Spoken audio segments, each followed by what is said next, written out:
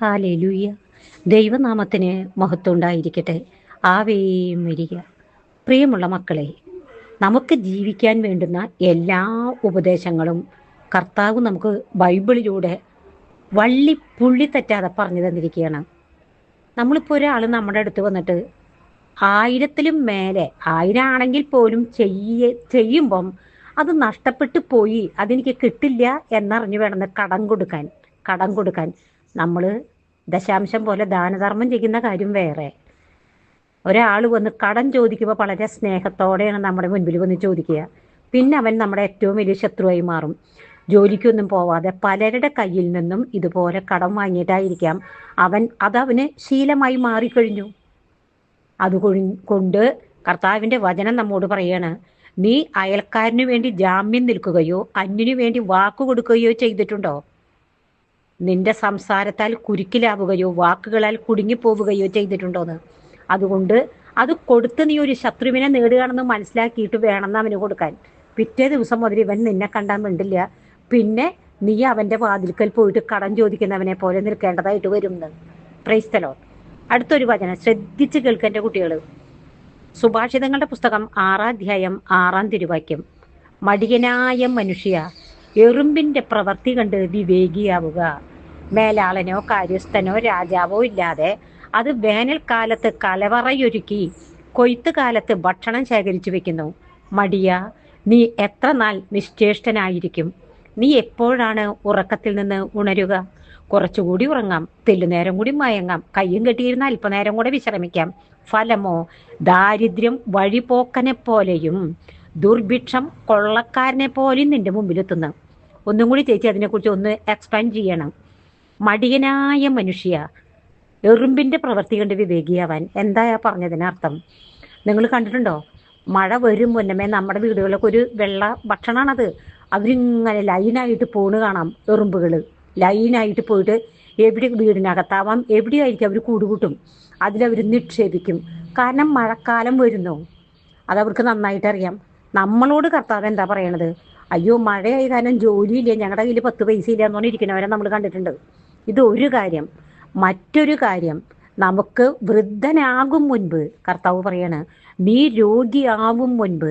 നമുക്കൊരു പരിധി കഴിഞ്ഞാൽ നമ്മൾ വയസ്സാകുമെന്നും നമ്മൾ രോഗികളായി തീരുന്ന രോഗമില്ലാത്ത ആരെങ്കിലും നിങ്ങൾ കണ്ടിട്ടുണ്ടോ? ഇന്നത്തെ കാലത്ത് ആ കോവിഡ് വന്നതിന് ശേഷം എല്ലാവരും ഒരർത്ഥത്തിൽ മറ്റൊരർത്ഥത്തിൽ രോഗികളാണ്. നമുക്ക് ഹോസ്പിറ്റലിൽ പോകണം, അതോ മെഡിക്കൽ കോളേജിലെ അല്ലെങ്കിൽ ജില്ലാ ഹോസ്പിറ്റലിൽ പോയി ക്യൂ നിൽക്കണോ? ഇത് നിൽക്കാതെ ഇരിക്കണമെങ്കിൽ ഇവിടെ പറയണോ, മടിയനായ മനുഷ്യ, എറുമ്പിന്റെ പ്രവൃത്തി കണ്ട് വിവേകിയാവുക. വേനൽക്കാലത്ത് കലവറയൊരുക്കി കൊയ്ത്തുകാലത്ത് ഭക്ഷണം ശേഖരിച്ചു വെക്കുന്നതാണ്. നിങ്ങൾക്ക് ജോലിയില്ലാതെ ജീവിക്കരുത്. എൻ്റെ ഭർത്താവിന് ജോലിയുണ്ട് അല്ലെങ്കിൽ എൻ്റെ ഭാര്യയ്ക്ക് ജോലിയുണ്ട് എന്ന് പറഞ്ഞ് നിങ്ങൾ നിശ്ചേഷ്ടരായി ഇരിക്കരുത്. എന്തെങ്കിലും ജോലി ചെയ്യുക. എൻ്റെ പൊന്നു മക്കളോട് ചേച്ചി ഇങ്ങനെ എന്തെങ്കിലും കാര്യം പറയുന്നുണ്ടെങ്കിൽ ഞാനത് ചെയ്തിട്ടാണ് ആദ്യം ഞാൻ നിങ്ങളോട് പറയുന്നത്. 5 രൂപ കിട്ടിയാൽ 2.5 രൂപ ചെലവഴിച്ച് 2.5 രൂപ നിക്ഷേപിച്ചേക്കണം. നമുക്ക് എപ്പോഴും വലിയ വലിയ ആവശ്യങ്ങളുള്ളവരാണ്. പക്ഷെ ആ ആവശ്യങ്ങളൊക്കെ ഒന്ന് കുറച്ച് വെച്ച് 10 രൂപ എവിടെയെങ്കിലും കുറി വെച്ച് നിക്ഷേപിക്കാൻ ബുദ്ധി കാണിക്കണം. നമുക്ക് പ്രായമാവും മുമ്പേ. ഇപ്പം നമ്മൾ ചേച്ചീനെയൊക്കെ സംബന്ധിച്ചിടത്തോളം ചേച്ചി ചെയ്യുന്ന കാര്യമാണ്, ചെയ്തതാണ് ഈ പറയുന്നത്. എൻ്റെ മക്കളെ 2 പേരെ പഠിപ്പിക്കാനും അതിനൊക്കെ ആയിട്ട് നമ്മൾ ചെയ്ത കാര്യങ്ങളാണ് പറയുന്നത്. 10 രൂപ കിട്ടുമ്പം അത് കൊണ്ടുവന്ന് എവിടെയെങ്കിലും ഒരു കുറി ചേരും. ഈ കുറി അവിടെ പിന്നാലെ നടന്ന കുറി വിളിച്ചെടുക്കും. കിട്ടിക്കഴിയുമ്പം അത് ഫിക്സഡ് ഡെപ്പോസിറ്റ് ചെയ്യും. എന്നിട്ട് അതിൽ നിന്ന് കിട്ടുന്ന ഒരു ചെറിയ പലിശയാവാം. ആ പലിശയിലേക്ക് പോരാതെയും കൂടി പൈസ കൊണ്ടുപോയിട്ട് കുറി ഇങ്ങനെ കംപ്ലീറ്റ് ചെയ്യും. Price the Lord. അപ്പം നമുക്ക് പലിശ കൊടുക്കണ്ട. ഒന്ന്. ഇനി രണ്ടാമത്തെ ഒരു പോയിന്റ്, നമുക്ക് ഒരു പെൺകുഞ്ഞാണ് ജനിച്ചിരിക്കുന്നതെങ്കിൽ നിങ്ങൾ ആദ്യം മനസ്സിലാക്കുക, ആ കർത്താവിൻ്റെ വചനപ്രകാരം പെൺകുഞ്ഞും ജനിക്കുന്നത് നഷ്ടമാണെന്ന് ബൈബിളിൽ എഴുതി വെച്ചിരിക്കുന്നു. നമുക്ക് ഇന്നത്തെ കാലത്ത് പെൺകുഞ്ഞ് ജനിച്ചാലും ആൺകുഞ്ഞ് ഏത് കാലത്തായാലും ഏത് കുട്ടികളായാലും നമുക്ക് നിധികളാണ് അവര്. പക്ഷെ നമ്മൾ എന്ത് ചെയ്യണം? അവർക്ക് ബോധവൽക്കരണം കൊടുത്തുകൊണ്ട് അവരെ വിശുദ്ധിയിൽ സൂക്ഷിച്ചുകൊണ്ട് പ്രാർത്ഥിക്കാൻ പഠിപ്പിച്ചുകൊണ്ട് അവർക്ക് എഡ്യൂക്കേഷൻ കൊടുത്തിരിക്കണം. അത് മാതാപിതാക്കളുടെ കടമയാണ്. അല്ലാതെ ആൺകുട്ടികളെ മാത്രം പഠിപ്പിക്കുക എന്നുള്ളതല്ല. ഒപ്പം തന്നെ ഒരു 3 വയസ്സ് ഒരു 5 വയസ്സ് കഴിഞ്ഞു കഴിഞ്ഞാൽ ഭക്ഷണം കഴിച്ച പ്ലേറ്റ് അവരെ കൊണ്ട് കഴുകിപ്പിക്കാൻ, ആൺകുട്ടികളായാലും പെൺകുട്ടികളായാലും എഴുന്നേൽക്ക് എന്ന് പറയണം. 6 മണി കഴിഞ്ഞാൽ പിന്നെ ഉറങ്ങാൻ അനുവദിക്കരുത്, എഴുന്നേൽപ്പിച്ചോളണം. എഴുന്നേൽപ്പിച്ച് അവരെ കൊണ്ട് അത്യാവശ്യം എന്തെങ്കിലുമൊക്കെ ജോലികൾ എടുത്ത് ശീലിപ്പിക്കണം.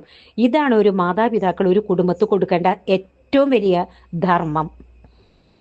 എന്നിട്ട് അവരുടേതായിട്ടുള്ള കാര്യങ്ങൾ അവർ ചെയ്ത് ശീലിക്കട്ടെ. അല്ലാതെ എൻ്റെയൊക്കെ വിവാഹം കഴിഞ്ഞ് വന്ന നാളുകളിൽ നമ്മുടെ ആണുങ്ങള് എന്നങ്ങില്ല, അവിടെ കയറിയിരിക്കുകയാണ്. സെർവൻസിനോട് പോലും ഇത്ര ക്രൂരമായിട്ട് നമ്മൾ പെരുമാറില്ല. അതുപോലെ ഇവർ ചെയ്യുക, ഡ്രസ്സൊക്കെ നമ്മുടെ അടുത്തേക്ക് അങ്ങോട്ട് എറിഞ്ഞിടും, സെർവൻസിന്റെ മുമ്പിൽ എറിയണത് പോലെ. അവർ അണ്ടർവെയർ അടക്കം നമ്മളത് കൊണ്ടുപോകുന്നു, കഴുകുന്നു, പണി ഒഴിഞ്ഞ നേരം എന്നിട്ട് നമ്മൾ ജോലിക്ക് പോവാണ്. പക്ഷെ നമ്മൾ മിണ്ടുന്നില്ല. കാരണം നമുക്ക് പോവാനോ ഒരിടല്ല, ഒന്ന്. രണ്ടാമത് ഇവിടെ കണ്ടുപോകുന്നത് മുഴുവൻ അങ്ങനെയാ. ആ അമ്മായിയമ്മയൊക്കെ, എൻ്റെ അമ്മായിയമ്മയൊക്കെ എന്നെ വലപ്പിച്ചിട്ടുള്ളതിന് കണക്കില്ല മക്കളെ. അത്രയധികം കഷ്ടപ്പെടേണ്ടതായിട്ട് വന്നിട്ടുണ്ട്. പക്ഷെ ഇന്നത്തെ കാലത്ത് നമ്മുടെ വീട്ടിലേക്ക്, എൻ്റെ വീട്ടിലേക്ക് കയറി വന്ന 2 മരുമക്കളും ഒറ്റമക്കളാ. നമ്മൾ അവരോട് അവരോട് അധികം നാളും നിന്നിട്ടും ഇല്ല കേട്ടോ. അപ്പൊ നമ്മൾ എത്രത്തോളം അവരെൻ്റെ മക്കളെ സ്നേഹിക്കണം, അതാണ് നമ്മുടെ മനസ്സിൽ. അപ്പൊ ഇവർക്ക് എത്രത്തോളം കരുതൽ കൊടുക്കണം.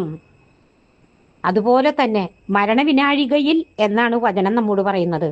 മരിക്കും മുന്നമേ പാർട്ടീഷനൊക്കെ എഴുതി വെക്കും. എന്നാലും ഇവിടെ ആർത്തി തീരില്ല കേട്ടോ, മക്കളുടെ ആർത്തി തീരില്ല. നമുക്കൊരു സ്വൈര്യം ഇല്ലാത്തതുപോലെ എപ്പോഴും നമ്മളിങ്ങനെ വിമർശിച്ചുകൊണ്ടിരിക്കും. അത് അവിടെ കിടന്ന് പറഞ്ഞോട്ടെ. കർത്താവിൻ്റെ കയ്യിൽ നിന്റെ ഭാരം കർത്താവിനെ ഭരമേൽപ്പിക്കുക, അവിടുന്ന് നിന്നെ നോക്കിക്കൊള്ളും. കർത്താവ് നിന്റെ കാര്യത്തിൽ ശ്രദ്ധാലുവാണ്, ഇത് വിശ്വസിച്ചേക്കണം. Praise the lord. പറയണവരവിടെ കിടന്ന് പറഞ്ഞോട്ടെ എന്ന് മാത്രം എൻ്റെ കുട്ടികൾ വിചാരിച്ചേക്കണം. എന്നിട്ട് ഇന്ന് ഞാൻ ഈ ടോക്കിനെ കുറിച്ച് പറയാൻ പ്രധാനപ്പെട്ട പോയിന്റ് അടുത്ത 7-ാം വചനം അതിൽ പറയാണ്, അധ്യായത്തില്, മകനെ എൻ്റെ വാക്കുകൾ അനുസരിക്കുകയും എൻ്റെ കൽപ്പനകൾ നിധി പോലെ കാത്തു സൂക്ഷിക്കുകയും ചെയ്യുക. എൻ്റെ കൽപ്പനകൾ പാലിച്ചാൽ നീ ജീവിക്കും, എൻ്റെ ഉപദേശങ്ങൾ കൺമണി പോലെ കാത്തുകൊള്ളുക. ഈ ബൈബിളിൽ കാണുന്ന ഓരോ വാക്കുകളും കണ്ണിന്റെ കൃഷ്ണമണി പോലെ അതിലത്തെ ഓരോ വാക്കിനെയും കാക്കാൻ, എന്നിട്ട് കൽപ്പന പാലിച്ച് മുമ്പോട്ട് പോകാൻ, നമുക്ക് ഒരാപത്തും ഒരനർത്ഥവും ഇല്ലാതെ മറ്റുള്ളവരുടെ മുമ്പിൽ കൈ നീട്ടാതെ നമ്മെ ജീവിപ്പിക്കാൻ നമ്മുടെ കർത്താവ് നമ്മളെ നോക്കിക്കൊള്ളും. Praise the lord. ഹല്ലേലൂയ. അല്ലാതെ മക്കളെന്നെ നോക്കും, മക്കളുടെ കയ്യിൽ നിന്ന് എനിക്ക് കിട്ടണം. അതുകൊണ്ട് ഇപ്പം എങ്ങനെയാ വേണ്ടെങ്കിൽ നമുക്കുള്ളതിനനുസരിച്ച് കൊക്കിലൊതുങ്ങിയത് കൊത്തുക. നമുക്ക് ഇത്രയ്ക്കുള്ള വരുമാനമുള്ളൂ, അത് കണ്ടാൽ നമ്മുടെ മക്കളെ പഠിപ്പിക്കും, അതിന് മുൻപോട്ട് പോകാൻ പാടുള്ളൂ. അല്ലാണ്ട് ഇന്നത്തെ കാലം മാറിപ്പോയി മക്കളെ. മക്കൾ നോക്കും, മക്കൾ നമ്മളെ പ്രൊട്ടക്ട് ചെയ്യുന്നു വിചാരിച്ചിട്ട് നിങ്ങൾ ഒരു ബുദ്ധി ഇല്ലാത്തവരുടെ പോലെ നിങ്ങൾ ജീവിച്ച് മുമ്പോട്ട് പോയിട്ട് കർത്താവിനെ കുറ്റം പറഞ്ഞിട്ട് ഒരു കാര്യമില്ല. Price the Lord. അതവിടെ നിൽക്കട്ടെ. മറ്റൊരു കാര്യം ഇന്ന് ഞാൻ ഇതെന്നോട് പരിശുദ്ധാത്മാവ് പറഞ്ഞിട്ടാണ് ഞാൻ പറയുന്നത്. പരിശുദ്ധാത്മാവ് എന്നെ പഠിപ്പിച്ച ഒരു പാട്ട് ഞാൻ പറഞ്ഞു രാത്രി. അപ്പം ഞാൻ വിചാരിക്കുക, എൻ്റെ വീടിനകത്ത് ഞാൻ കിടക്കുന്ന ബെഡ്റൂമിൽ മാലാഖമാർ ചുറ്റും പാളയമടിക്കുകയാണ്.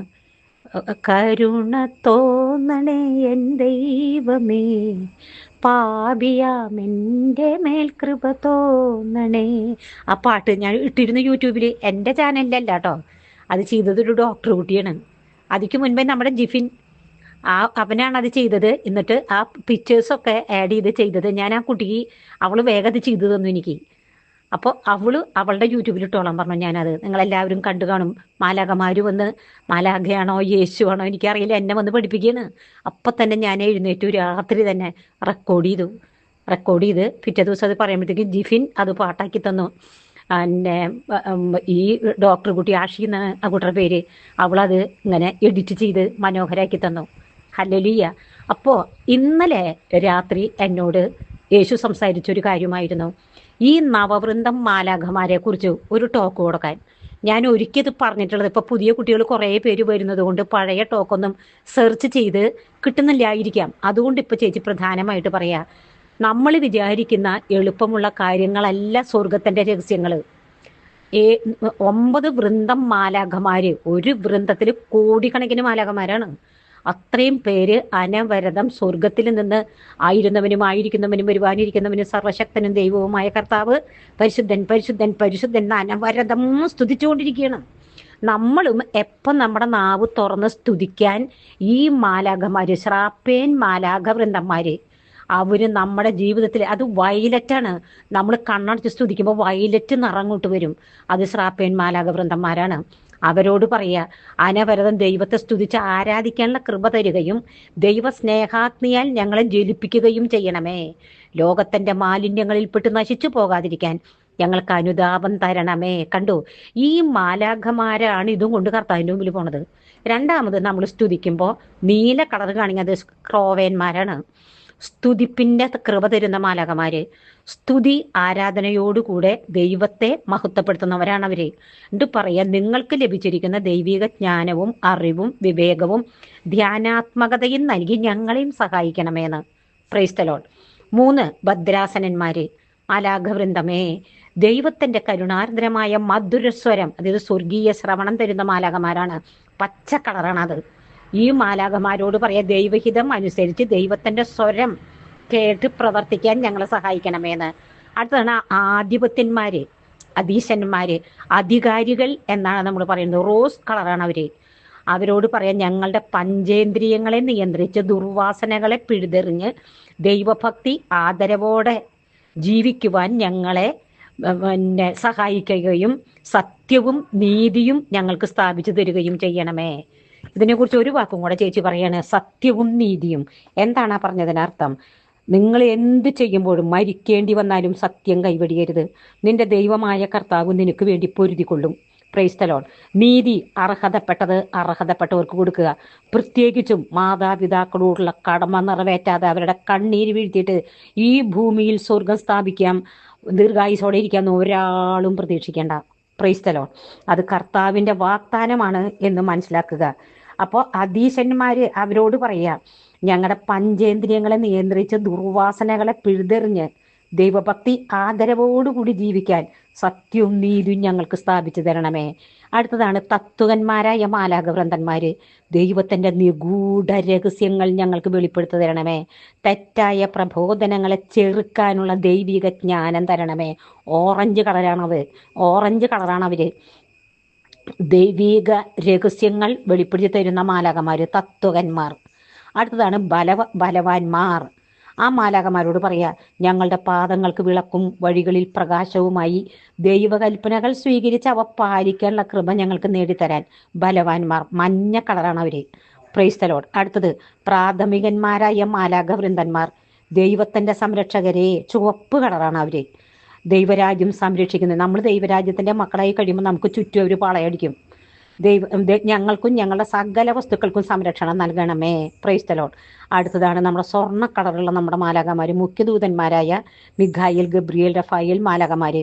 ദുഷ്ടാരൂപികൾക്കെതിരെ പ്രവർത്തിച്ച് ഞങ്ങൾക്ക് വരുന്ന എല്ലാ സാത്താന്യ കെണികളിൽ നിന്നും ഞങ്ങൾക്ക് സംരക്ഷണം നൽകണമേ എന്ന് പ്രാർത്ഥിക്കണം. അടുത്തത് നമ്മുടെ കാവൽ മാലാഖമാരാണ്. വെള്ള കളറ്. ദൈവത്തിന്റെ തിരുമുഖം ദർശിക്കുകയും അവിടുത്തെ തിരുഹിതം മനസ്സിലാക്കുകയും ചെയ്യാൻ ദൈവദൂതന്മാരെ ദൈവത്തിന്റെ തിരുമുഖം ദർശിക്കുവാനും തിരുസ്വരം ശ്രവിക്കുവാനും ഞങ്ങളെ സഹായിക്കണമേ.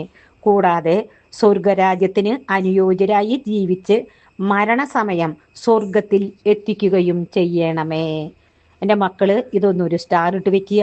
എന്നിട്ട് ഒന്ന് സൂം ചെയ്ത് പതുക്കെ അതൊന്ന് കേട്ട് എഴുതി വെക്കുക. ഇതനുസരിച്ച് ജീവിക്കാനുള്ള കൃപ എല്ലാ മക്കൾക്കും തരട്ടെ എന്ന് പ്രാർത്ഥിക്കുന്നു.